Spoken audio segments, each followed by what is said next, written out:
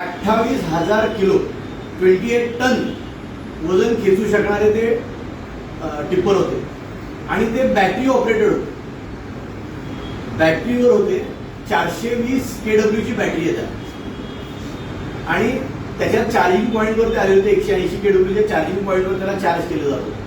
म्हणजे लहानपणी तुम्ही खेळण्यातल्या गाड्या बघितल्या होत्या बॅटरीवर चालणाऱ्या. आता 28 टनचा ट्रक बॅटरीवर चालतो आहे. ही रियालिटी आहे. त्यामुळे आता इलेक्ट्रिकल व्हेकल चार्जिंग स्टेशन हे पुढचं एक सोलारच्या नंतरचं खूप मोठं क्षेत्र तुमच्यासाठी ओपन झालेलं आहे. एवढं लक्षात.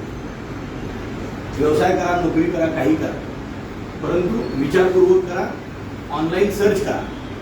चॅट जीपीटी असेल, गुगल असेल, इंस्टाग्राम असेल, जेमिनाय नावाचं एक सॉफ्टवेअर ते तुम्हाला माहीत असेल. बरोबर. हे AI मध्ये आहे. याच्यावर तुम्ही रिसर्च करत चला. म्हणजे फेसबुक आणि इंस्टाग्रामवर काय बघायचं याला महत्व आणि तुम्ही काय बघता त्याप्रमाणे तुम्हाला ते रील येतात. तुम्ही जर सर्च करत राहा electrical vehicle charging station, solar power system, automatically त्या प्रकारचे रील्स तुम्हाला दिसतात आणि त्याचे इतके उपयोग. अनेक लोक चांगले रील बनवतात, चांगलं इन्फॉर्मेटिव्ह रील बनवलेलं असतं. तर त्याच्यातनं आपल्याला काय शिकता येतं, आपण ऑलरेडी काय बघितलेलं आहे का, आपण काम करताना याचा वापर करता येतो. तर जरूर याचा वापर करा. आणि पुढचं जे टार्गेट आहे भारत सरकारचं ते काही लाख चार्जिंग स्टेशन भारतात होणार आहे.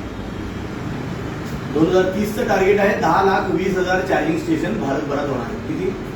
10,20,000 चार्जिंग स्टेशन. घरातले नाही, घरातले सोडून. जसे पेट्रोल पंप असतात त्याला युटिलिटी स्केल म्हणतात किंवा कम्युनिटी चार्जर्स म्हणतात. असे जे चार्जर्स असतात असे 10,20,000 चार्जर हे 2030 मध्ये आपल्या देशात लागणार आहे. या दृष्टीने विचार करा आणि त्या दृष्टीने तुम्हाला काय करता ते. एवढं बोलून मी थांबतो.